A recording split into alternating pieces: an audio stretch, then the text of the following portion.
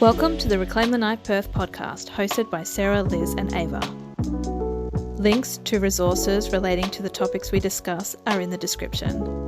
We hope you enjoy. There are some other feminist critiques of consent frameworks, and one of the questions that comes up quite a lot when feminists look at consent frameworks is around the ways in which they can entrench the patterns of behaviour between men and women and those expectations, So most consent models have been really flawed because they've been about one person who is being active and asking and the other person being passive and giving their assent. And we know that in our world that is dominantly men and women. Obviously there's a bit of complexity, particularly in same-sex relationships, but that has been a really big problem. So it sounds like this model theoretically is aimed at promoting, everyone's agency, but specifically female agency, based on what they're, how they're framing it. But since normal consent models can re-entrench that kind of active-passive, what do we think about this one? Does it sufficiently hit the bar for avoiding that critique? Because its foundation is trying to change cultural understanding of relationships between people, and by acknowledging the gendered elements, they're trying to specifically challenge our cultural understanding of relationships between men and women. I think it's trying, but I think it really comes down to how will this be applied, because that's where the culture will come in, right? It doesn't matter how great the document is if it's not adequately applied in the educational framework. And as you were talking, I was having perhaps a really obvious realization that this doesn't actually change our rape laws. So it's guidance rather than something that will be used to determine culpability. One of the issues is that the UK model, as I understand it, is based, because theirs is illegal based. They do have this in law, as I understand, when I was doing some reading on this. And what their model meant was that in practice, consent was about what is in a man's head, because, whether he knows the woman to have consented or not. And, again, this is between people, but we know that these are gendered crimes, these are gendered interactions, be it sex, or be it actually other forms of identity. Like it is complex space. But, in the UK model, if he has reasonable cause to believe she consented, there's no culpability. And my question is, well, is that safe? Is it possible to, base it on what's in a man's head, given what we know about all of those things? And my question had been, okay, is this our model? But no, it actually isn't, because this is not a legal model. This is an education framework, a framework that we're seeking to use to influence people's behaviour. It isn't the rape laws.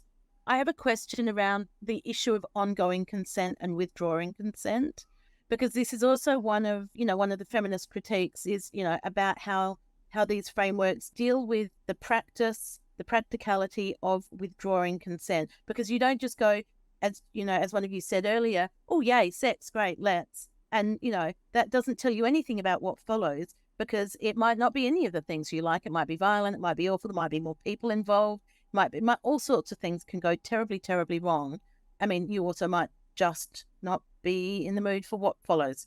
So what does it mean to be required in an ongoing way? What does the right to withdraw consent mean in a world where so many young women have been sexually assaulted, sexually abused, might be coerced? What does withdrawing consent mean? How do we teach that?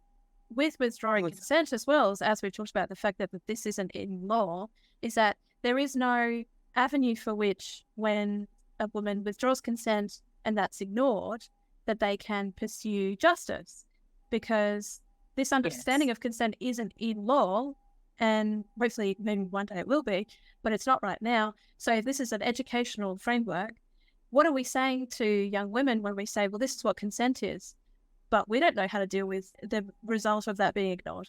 Is it trying to set, putting an optimistic lens on this for a second, is it perhaps trying to teach young people how to mutually engage such that ongoing consent will be sought, and the absence of it or a negative, a withdrawal of consent is actually taken seriously by young men? Is this fundamentally an educational piece so that young men are always, or that everyone is always making sure that people are up for what they're doing and that consent is ongoing? I was going to circle round to that, but first, what you were saying about the withdrawal of consent and what that means, and yeah, Ava pretty much headed in the direction that I would have gone in, which is that if we are once again centering that empathy and, the question of genuine desire, then the withdrawal of consent or ongoing consent it's not this like formal thing. It's this stopped being fun for me, like, oh, I'm bored with this, or no, I don't like that, or no, that's not for me, or whatever. And then obviously if the other partner's head is where it should be, they're like, oh, all right, because they don't want to keep doing a thing that clearly that person's not enjoying. Like, it's not like, it should be horrifying to like, oh, you're not enjoying the sex act anymore, well, we're not going to do it, like, we're going to find a thing that you enjoy, or we stop, or like whatever. And so I do think that in some ways, actually, the language of consent itself, just personal opinion, I think it can be a bit counterproductive. And like the withdrawal of consent, I mean, it sounds so formal, like and that's not the nature of these interactions between people. And then the other thing about the law as well, I think it's possible that before we get onto the law, is it possible that they've used consent as a frame, the word consent, because it's the dominant, thing that is talked about, but actually they're trying to get at something that isn't consent, that is much more important and deeper and mutual than this flawed concept? Is that part of the problem, that they're actually maybe meaning the bigger thing? Yeah, I think so. I actually think that they've in this framework, they've gone more to the heart of the matter. But are having to use the language that we're accustomed to using. And I actually think it's possible that the language of consent made sense at one point, but is a bit outdated now. It doesn't accurately capture the heart of the matter. Yeah. And maybe we need to be looking at different ways of talking about, which is why I constantly keep coming back to this thing of, it hurts you to be subjected to sex acts that you don't want or enjoy. Yeah. So don't do that to people. But that brings us to the thing about, men that actively enjoy it. But again, I don't think that's so far off the kind of like crux of the matter either, because if the question is, well, do you want to subject someone to this harmful thing, which is unwanted sex acts? Very few men are going to actually admit that, they're cool with it and they get off on it. But the reality is a whole bunch of them, at the very least, are okay with it, and a bunch of men out there do get off on it. I mean, the prevalence of violent pornography tells you that, right? And the things that men will search on Pornhub after horrific, real life acts of violence against women and things like that. It's horrific. So we know that. And I don't know that our legal system is actually necessarily ever going to be completely adequate to address this problem. I mean, you'd have to hope we can get better. It's pretty bad right now. We can definitely get better, but I think that part of the problem is the nature of the crime doesn't work with the kind of, the standard of evidence and the kind of way that our legal system works, because in a lot of cases it literally is just hearsay. It's he said, she said. It actually is a lot of the time, right? Because how can you got videos? There was a very, very well-known crime, a well-known rape that happened in Sydney a number of years ago, and it was literally caught on camera, and he was literally found not guilty. Yeah, and so when we're talking about a framework like this that defines consent or talks about the topic in a much more useful way, I think, and centers that desire. But how does that translate to law? Like, how can you measure someone's genuine feelings of desire after the fact, and that sort of thing? It's also not enough to teach women how to say no. I mean, because if part of this is about teaching men what good, happy, mutual sex should look like, and trying to reorient them or orient them to that, part of this is also about giving women understandings of the fact that they can say no, trying to counter some of the socialization, which is great. But at a really practical level, women saying no isn't enough, because it has never been enough. In lots of cases, that is ignored. If the problem can't adequately be addressed through the legal system because of just the nature of the problem, then what is the answer? Because I think the answer really is about social permission, right? So those men who fundamentally are totally cool with hurting women by subjecting them to unwanted sex, or the men that get off on it, need to be rejected by society. And they're not. And that's the thing. And obviously legal punishment also forms part of that picture of social stigma, right? That can shape behavior. But I feel like society really effectively shapes the behavior of women by punishing them when they step out of line. Why can't we do that to men who get off on hurting women? Because we don't prioritise women's needs enough. It's about the fundamental understandings of men and women in our society. It's about women's position. We don't care about women's pain. Yeah, not enough. Well, actually, interesting. That leads on to one of my other questions about this, was how, and it kind of touches on something you said earlier, but how does this framework relate to BDSM and sexual violence? And I was specifically thinking about the rough sex defense in murder cases. You know, so does this in any way help that problem? So, you know, for anyone listening who's not aware, there are a number of cases recently, including a more recent one in New Zealand, where women have been killed and the alleged perpetrator has claimed that it was rough sex gone wrong. She accepted it. She agreed. That's why they did it. And she just unfortunately died. And oh, isn't it a shame? But yeah, does this frame in any way help with that? I don't think so, because I think because you know the tagline of the BDSM community is safe, sane, consensual, right? So if we consider consent as what is desirable, what is agreeable on both sides and stuff like that, I think that can be effectively argued by the community to say, well, yes, it is desirable on both parties, it is agreeable throughout. Oh, but unfortunately they wanted to, again, it goes back to what Sarah said about hearsay. It's like, well, the alleged perpetrator says that she wanted it. She wanted to be there. She was enthusiastic. She was consensual or whatever. But the woman is not there to defend herself because she's dead. We see that even women who are present to defend their views will be held to really unrealistic standards. I mean, in the UK, we saw the case where the lace underwear that a woman was wearing was used as evidence that she had gone in wanting sex, and that was used to deny her claim of rape.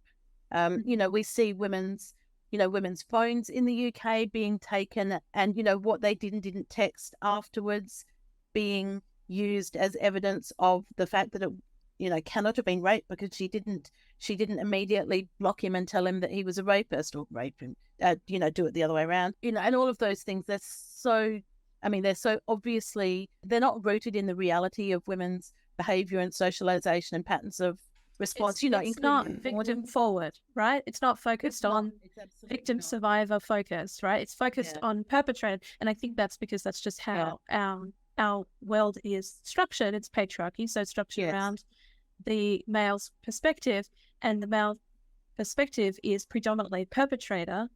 And so the law will always focus on the perpetrator, and the woman has to fight for her. So when it is hearsay, he said, she said, or whatever, it's not even on equal footing, because the woman and it can't be, because you've got to get the beyond reasonable doubt element, right? And so the reasonable doubt is always going to undermine women's capacity or victim capacity, you know, also kids, you know, and men. You know, men are also subject to sexual violence at the hands of men. There's some interesting things that I've heard from gay men about this. But yeah, it's always going to be proving that it happened rather than looking at the balance of probability. That reasonable doubt, it's such a difficult threshold to get past.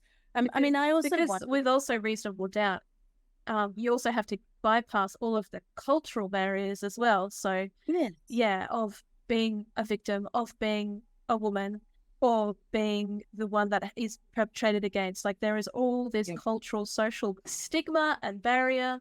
So not only do you have to prove beyond reasonable doubt, but you also have to bypass all of those hoops of. And you have to educate the jury. Yeah. You know, you have to do that on so many levels. I mean, whilst traumatized too. Whilst traumatized in an adversarial legal system, where they will dismantle you. So here's what the perpetrator has done before. If he's raped 15 women, irrelevant, you know, whatever he has said is not evidence, but your life leading up to that can be absolutely dismantled. If you've had a lot of sexual partners, this will be dismantled. You've had a number of rape cases before, you'll be dismantled. It's the women that are on trial, which of course is why so many women don't report rape. Why would you? I mean, again, and it goes back to that, that original frame of rape as a property crime. Rape as a property crime against the man whose woman you were. The way we deal with this has not translated well into different understandings of what rape is and who women are. It also makes me think about the mind-body schism. There's another feminist critique of the consent frame that you have, you're separating out the mind and the body, and it's about, the women consenting to what will be done to their body in a particular way. Sounds like this frame is really trying very hard to not be part of that, and it is trying to not be about withdrawing consent, but seeking very clear evidence of mutual interest and mutual desire, which is kind of lovely. Just to go back to your question earlier, Liz, about the subject of BDSM and what the policy does and doesn't sort of capture, you've got me thinking, because no, it doesn't. Like Ava said, of course, people who are into different things will very, very quickly respond that, well, I want it, or, like it's mutual and all of that stuff. So yeah, she wants it. Or in those scenarios, like where it's a rough sex defense and we will never know whether that's true or not.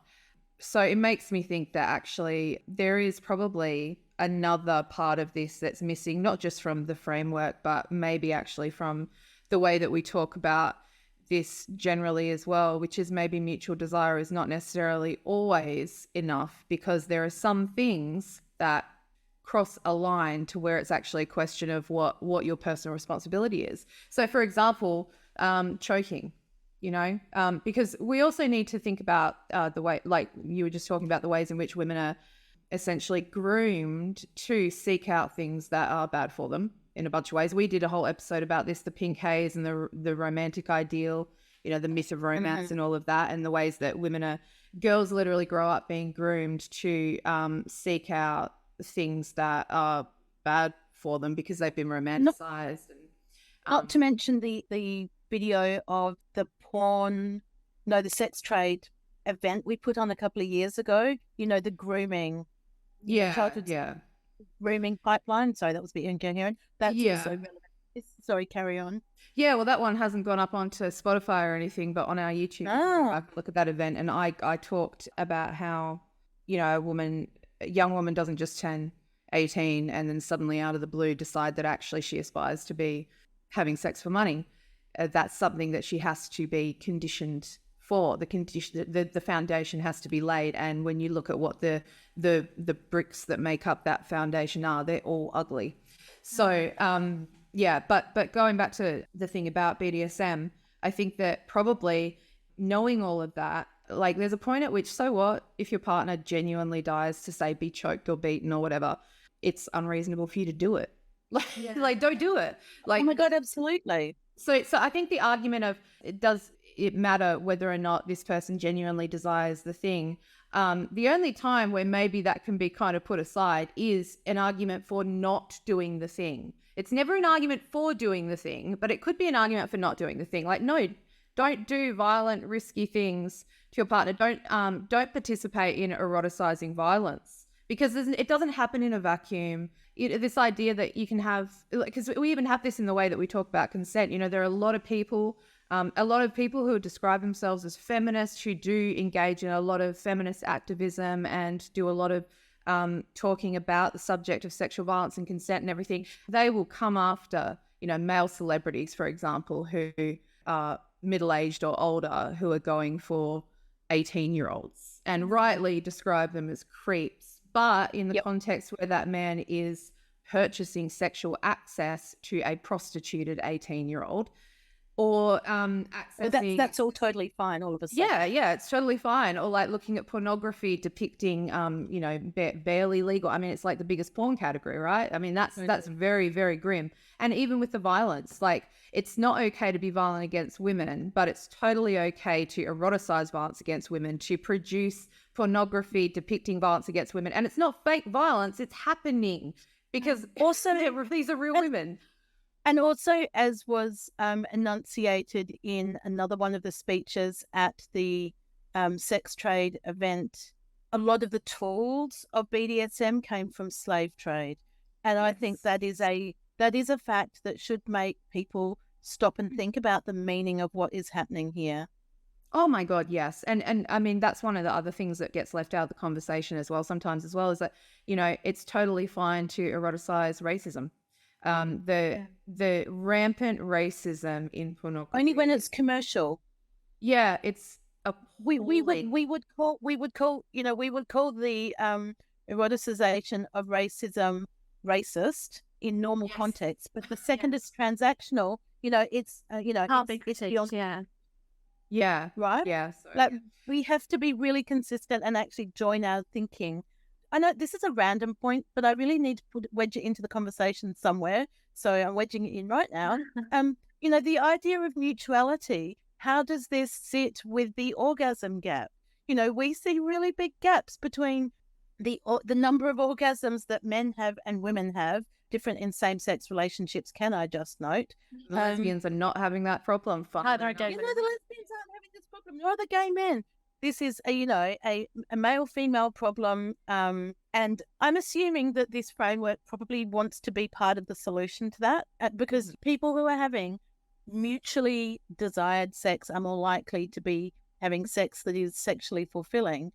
But I'm not sure that I saw enunciation. Mutually desired doesn't mean mutually fulfilling. Did they mention mutually fulfilling in there? I cannot remember the details, because I think that's something that's missing. It's not enough for women to want to have the sex. It should be good sex as well, fulfilling, happy sex.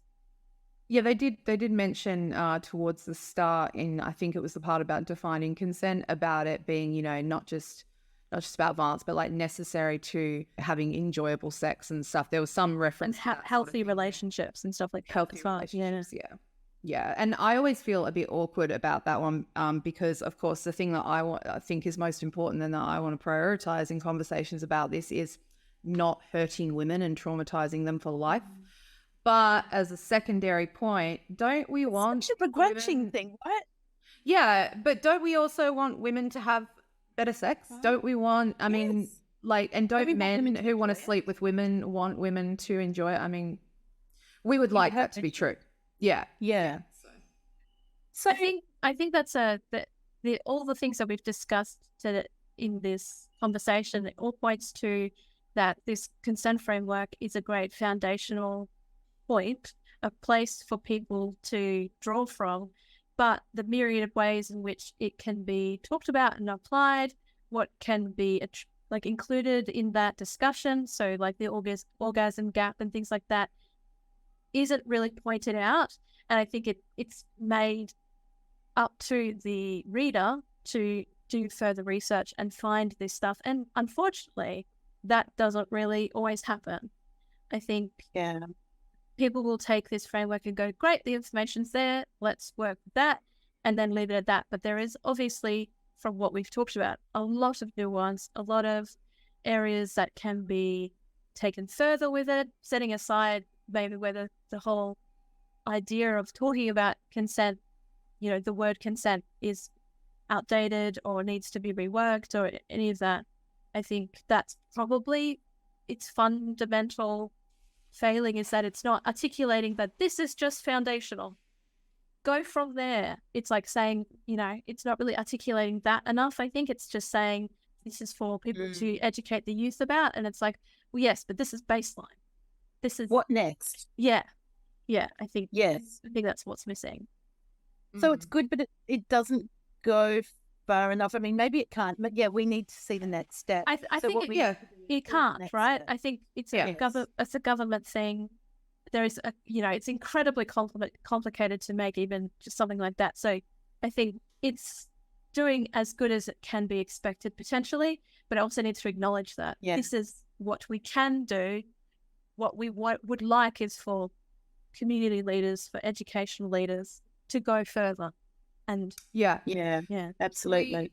We need policy frameworks and things like that, because once again, it adds to that sort of like picture of a society that gives a shit and that sees this as worthwhile for a start. Like, even if that sees women as worthwhile, that sees women as worthwhile, that sees women's well-being as important and women's suffering as something to try and, you know, prevent.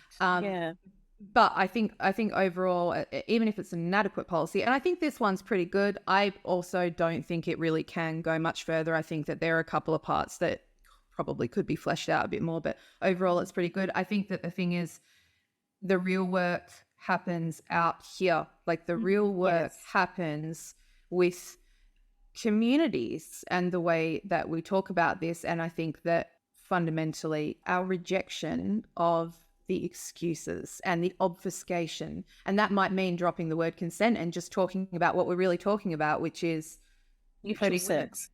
Yeah. Oh, yes. Whether sex is wanted. But hurting women isn't the only frame. Like, I think, and this is part of the tension, we have to be both talking about the things to avoid and the things to include, the things to aim for. So it's got to have both sides of the coin. I was actually pleasantly surprised with this framework. I did not expect to be. As a cynical feminist, I was ready for a government framework to have missed the mark.